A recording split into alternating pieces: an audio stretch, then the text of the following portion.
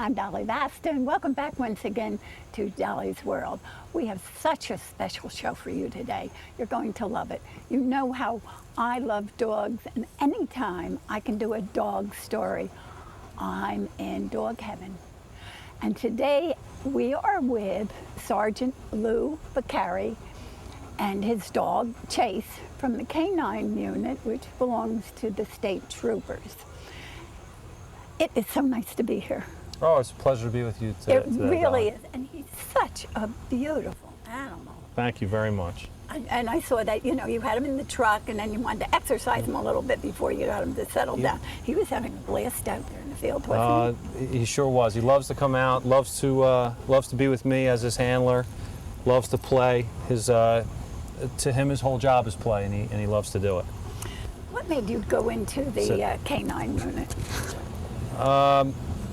First and foremost, I think for myself and the other unit members is a love of the dog, love of the animals, and wanting to have that bond with your canine partner. And second is the ability to be able to use that animal as a locating tool, to find missing adults, missing children, to keep illicit drugs from our street, to help protect our citizens of New Jersey from those who wish to do us harm. And it's just it's a great tool and a wonderful bond. I have a whole lot of questions to ask about the dogs, though. How do they choose the dogs? Do you get them as puppies and raise them, or do you get them like they do with the seeing eye dogs, that someone else raises them for a period of time? In the state police, we import our dogs directly from Europe, and they're bred for their workability, their drives. So these dogs have the drive temperament to want to hunt, to want to find things, to have increased stamina, and that's where we get them from. They come from Europe. They're about a year old when we get them, so they've been raised as puppies in Europe.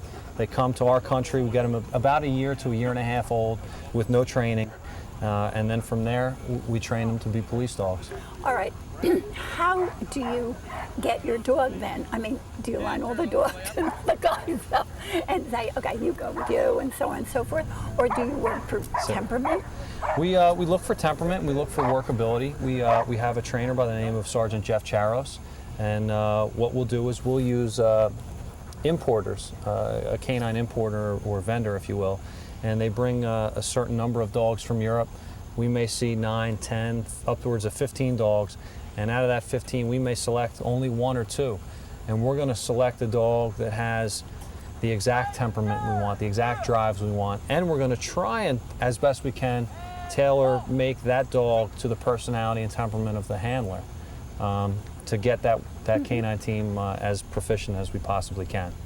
Well, it's a great bonding, it's a great relationship that the guys have with their dogs, isn't it? It's phenomenal. It really is. It's like I have 2 children, soon to be 3, and he's like a 4th to me.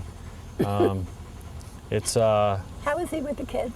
Phenomenal. Really? He's phenomenal. I have an 11-year-old daughter who loves to work with him specifically, and he's great with her. I have a 2-year-old boy. He's wonderful around him, and I have one on the way. So I'm very lucky. He's a wonderful addition to my family, but more importantly, to the citizens of the state of New Jersey, he's an incredible canine partner. Yeah. Incredible. He certainly watches your back. Yes, he does. And your front, whatever you send them into. It's amazing. You have a partner who, at the end of the day, all he looks for is a pat on the head, a bowl of food, and your love. And for that, he's willing to lay down his life for you. So it's an incredible bond. How long do they go to school before they graduate? You know. You're in training. You're in formal canine training for almost a year. So you go in order to be certified in patrol, to be able to find people, to be able to make a criminal apprehension, to be able to search a building for a suspect, to be able to track a lost individual. That takes about 14 to 18 weeks. After that, then you're trained for a scent specialty. Well, they all have the basic training. Correct. And then, let me get this straight, then they kind of split up and they go into specialties, or do all dogs learn how to without drugs or? In our program in the Division of State Police, we employ a cross-trained police dog. So to that end, we use a German Shepherd dog who is very versatile, can do a lot of things very well. And they're able to perform tasks in a cross-trained manner, meaning they can be certified as a patrol dog, and they can be also certified in a sense specialty, such as narcotics detection or explosive detection or cadaver detection. We do also utilize a Labrador Retriever. However, we use them for purposes of single purpose. So we train those for either explosive detection or narcotic detection. They do not possess the drives or temperament to be utilized for patrol. Well, they have a whole different temperament. It's a whole different disposition. It's a whole different drive. But they have great noses for. Great nose. Yeah. Great nose. Yes. Had one of those too. Yeah. Yeah. And they're marvelous. Yes, and we currently have 3 Labradors on our unit that we use. Well, I noticed there was narcotic. one that graduated in the graduation That's correct. ceremonies. Yep.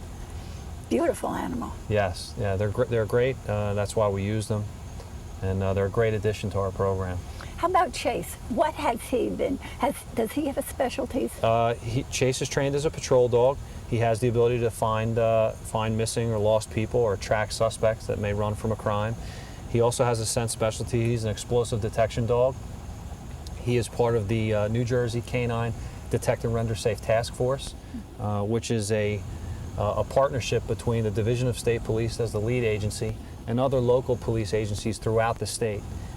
There's over 40 canine teams now within our Detect and Render Safe Canine Task Force, whose primary mission and function is to enhance the security of our citizens, of our infrastructure, and so forth. So he's been doing that now for almost 5 years.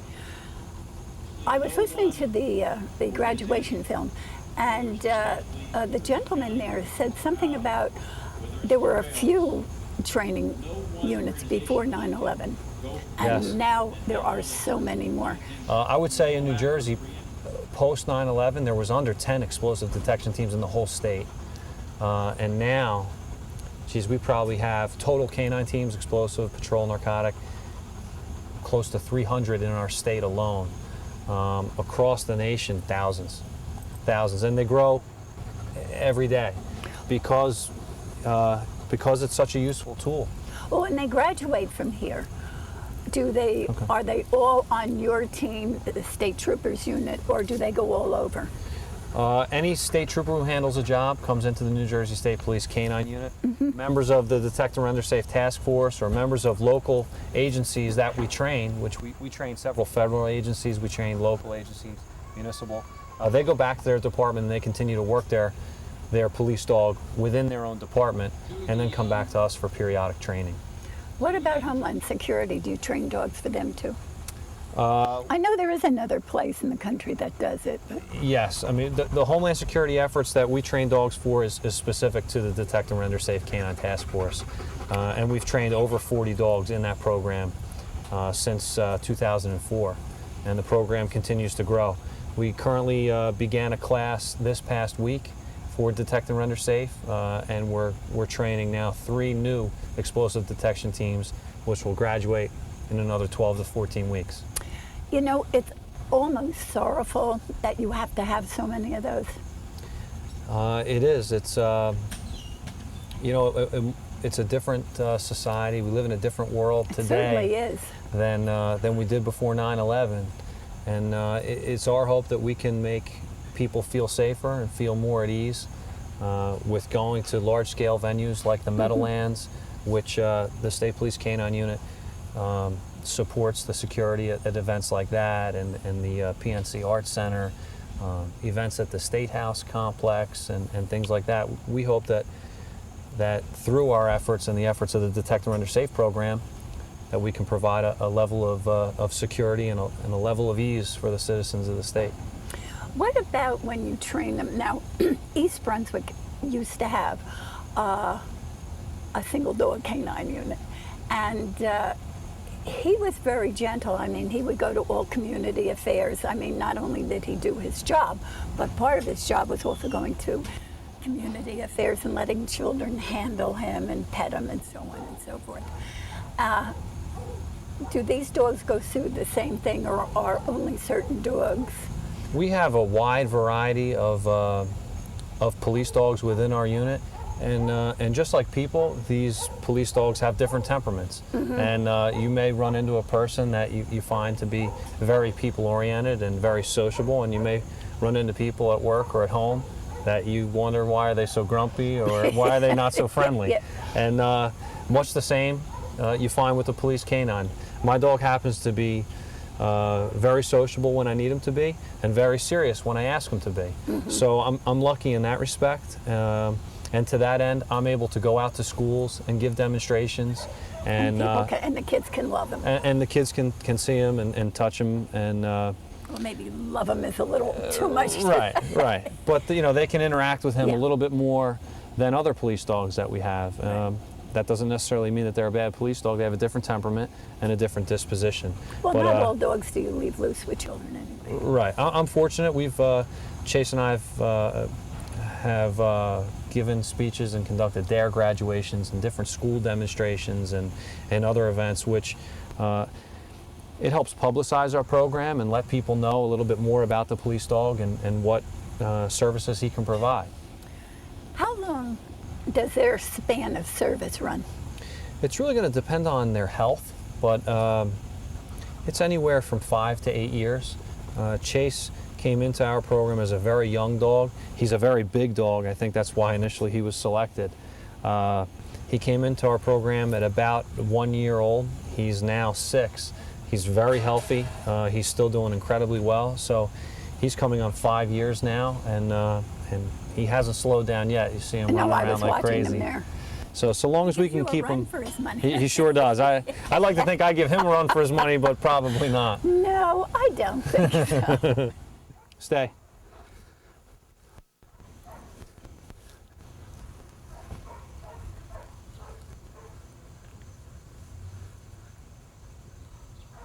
Down. Good boy.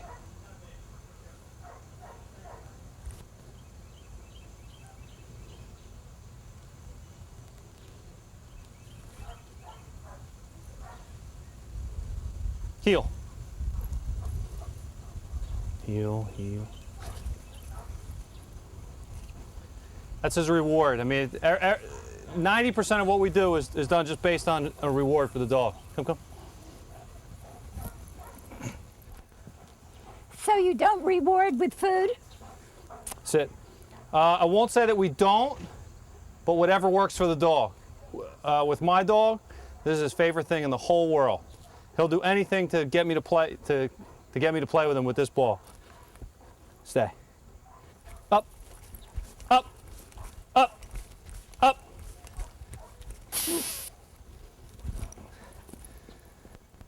Stay. Up. Heel. Good boy, give me that. Come on.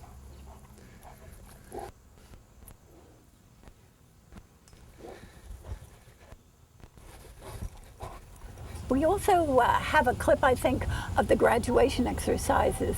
Can you run me through that? I know they had, Yes, the awards. we had 2 separate classes graduate, one for patrol school and one for Scent Specialty School. We had, I believe it was 10 canine teams for patrol and another 19 for Scent School, which were trained and certified. All the canine teams received their certification paper as well as a plaque. In addition, we conducted a very large-scale canine demonstration showing all of our capabilities, such as obedience, agility, even deploying out of a helicopter.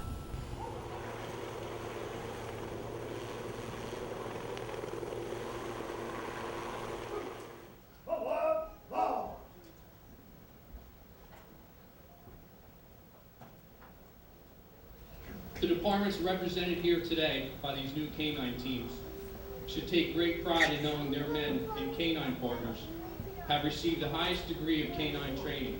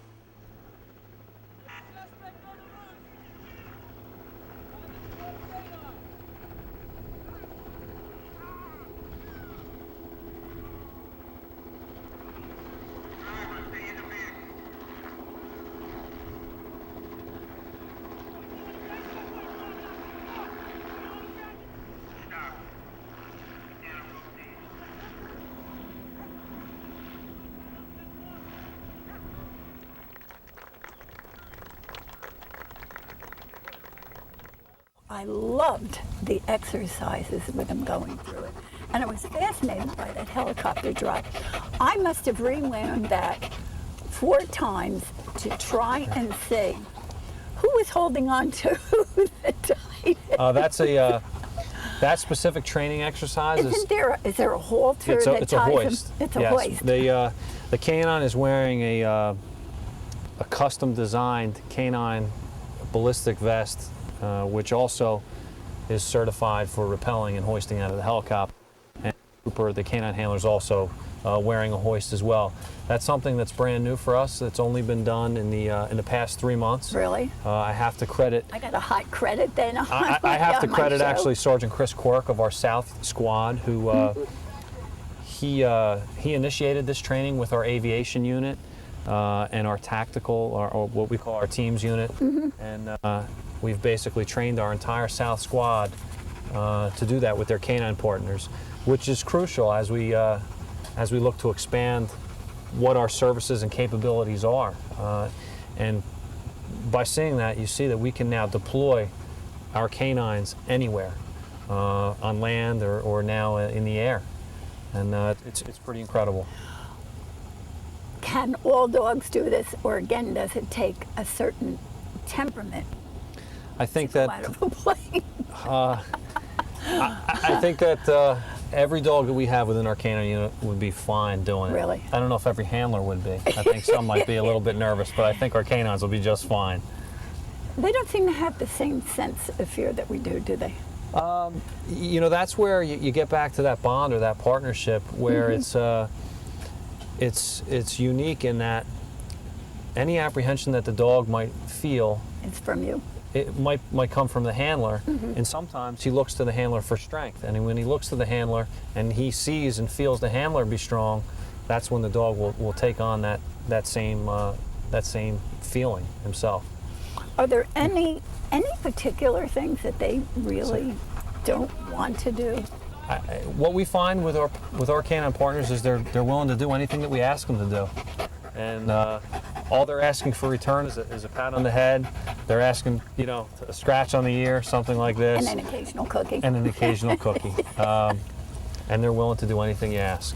What is a day like for you? Give my audience a sense of what a day it is like for you and Chase. Once you leave your home. A day in the life of Chase and I. It's and I say this to the kids at school. It's not like any other day that the child might get ready for their school day. We wake up. I give him a drink of water. I physically check him to make sure he's doing okay. I may brush his teeth. I may brush his hair. I make sure that he's clean and he's ready to go to work. And then we're off to work. On a day like today, a nice beautiful day, I might find myself coming to the training field and working on our craft. We might train some obedience or agility where we're jumping over various obstacles, or I might ask a training, another member of the unit to come and be my training partner and help us conduct some tracks or work on our criminal apprehension or work on our scent specialty. Who's the one that they get? Who's the unlucky guy that is the one who volunteers or is volunteered with the glove on the arm? Well, that's part of what we do, and we all have to. You do. We all Each have one to of do that. you Each have to one of do us. Yeah, because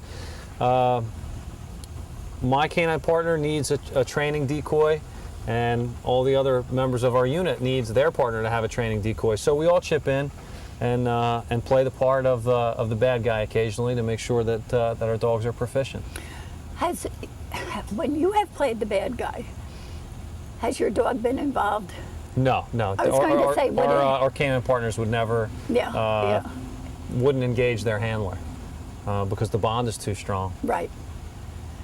It was just a question that floated through my mind. Yeah. I thought, do you use your own when you work against each other's dogs? Exactly. And in training, the dog looks to that. Initially in training, the dog looks at the person wearing the sleeve not necessarily as an adversary, but as a training partner who helps the dog learn how to do what he's capable of doing. Then as the dog matures, and realizes his own capability and what he's been trained to do, then the decoy becomes a little bit more adversarial to the dog. What kind of calls do you get? What would be an average call for you? I don't, in there's canine, I don't know that there is an there's average not. call, but our calls range from trying to find lost children, trying to find lost Alzheimer's patients, bomb threats at schools or businesses. Boy, there's been a lot of those. And there's been a lot, and there has been a lot. Requests for the utilization of our narcotic detector dogs to sniff cars and buildings and things. Those are the main calls of service that we get. Are your dogs down at the tunnels going into New York ever? We do a we Or do we they have support. their own, the Port Authority? Port has their Authority own does dogs? have a canine program. We support the Port Authority and other local police agencies throughout the state, helping to protect infrastructure like tunnels and bridges and mass transportation. So anywhere where you'll find either structures or buildings or people or targets that our enemies are looking to harm us with, you'll find us there. Perhaps not highly visible, sometimes early morning and late at night, but we're there trying to protect those entities. Yeah, it's pretty hard to put him in disguise. Yeah, You know, a little slouch hat and Yep. raincoat. that's it. Wouldn't get away with it, I don't think. But, okay, have you ever had big-time personalities that you've kind of had to guard? Anytime I'm the thinking in president, the political field, probably. or most recently the presidential candidate Hillary Clinton came into Atlantic City, and we have, as part of our canine unit and our canine initiatives down at the Atlantic City Airport, we have a gentleman by the name of Trooper Paul Whitaker, and he heads our canine contingent at the Atlantic City Airport, and he was a large part of the security for that event. Well, they get to lead a somewhat, or you do, exciting life at times. It's exciting. It can be busy and hectic, but as rewarding as it is, when you are able to bring back a lost child or a lost individual to their family, That must be a real bummer when you go out for a lost child, it's especially if you have children. That is such a... It is. You but feel that more than almost anything else. it is, but it makes it all the more rewarding when you have the ability to find them. We have some of the most committed and dedicated canine handlers that I have ever seen, and I'm proud to be one of them, and I'm proud to be associated with them. The guys with their dogs, I don't know whether you were just at leisure or what they were doing out there for a while, but they do something, and then there was that great bond with their dog and the love with the dog, and you could just see that marvelous relationship there, and I thought, you know, we're in pretty good hands here. I think we are. I think we are. They're a great, wonderful tool for the protection of the citizens of our state. And I'm honored that I get to work one. Well, I guess our time is up, or so they say. I'm sorry, it has gone so fast, and you've been so delightful to talk to, and your dog is so gorgeous, and I wish you much, much luck with him. Thank you very much for having us, and we hope to see you soon. Thank you very much. Wait a minute,